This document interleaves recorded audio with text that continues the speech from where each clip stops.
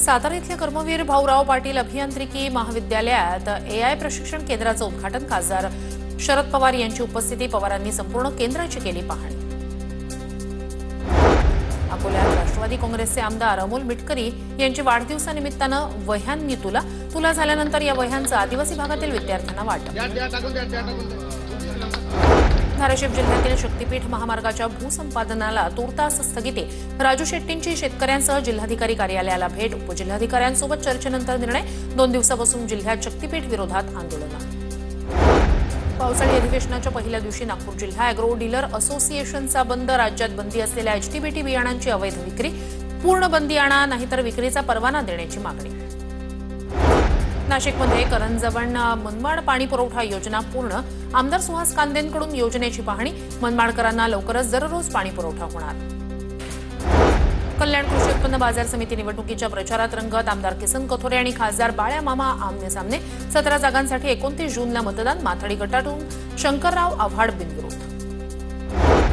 सांगली महापालिका वादग्रस्त। उपायुक्त वैभव साबळे अखेर निलंबित। बांधकाम परवान्यासाठी लाच मागितल्याप्रकरणी कारवाई। साबळे सध्या पोलीस कोठडीत। सांगलीत ख्रिश्चन समाजाचं आंदोलन। भाजपा आमदार गोपीचंद पडळकर यांची आमदारकी रद्द करून गुन्हा दाखल करा, अन्यथा दिल्लीपर्यंत मोर्चे काढू, ख्रिस्ती समाजाचा इशारा। चंद्रपूर जिल्ह्यातील ब्रह्मपुरीत काँग्रेसचा विराट मोर्चा। शेतकऱ्यांच्या विविध समस्यांसाठी तहसील कार्यालयावर उद्या मोर्चा काढला जाणार। 4 महिन्यांपासून निराधारांना मानधन मिळालं नाही। रिपब्लिकन पार्टी आणि भीमशक्तीचा अंबाजोगाई तहसील कार्यालयावर आक्रोश मोर्चा। निराधार महिला मोर्चात सहभागी। सांगलीत ख्रिश्चन समाजाकडून धरणं आंदोलन। ख्रिश्चन धर्म आणि धर्मगुरूंबाबत वादग्रस्त वक्तव्य। भाजपा आमदार गोपीचंद पडळकरांवर गुन्हा दाखल करत अटक करण्याची मागणी। भिवंडी, वाडा आणि चिंचोटी भागात एकाच वेळी 11 ठिकाणी रास्ता रोको आंदोलनं। रस्त्यांची दुरवस्था झाल्यानं श्रमजीवी संघटना आक्रमक। अमरावती जिल्ह्यातील भातकुली तालुक्यातील सायत ग्रामपंचायतीचा महत्त्वपूर्ण ठराव। जिल्हा परिषद शाळेत प्रवेश घेतल्यास घरपट्टी माफ होणार। विद्यार्थ्यांची पटसंख्या वाढवण्यासाठी ठराव।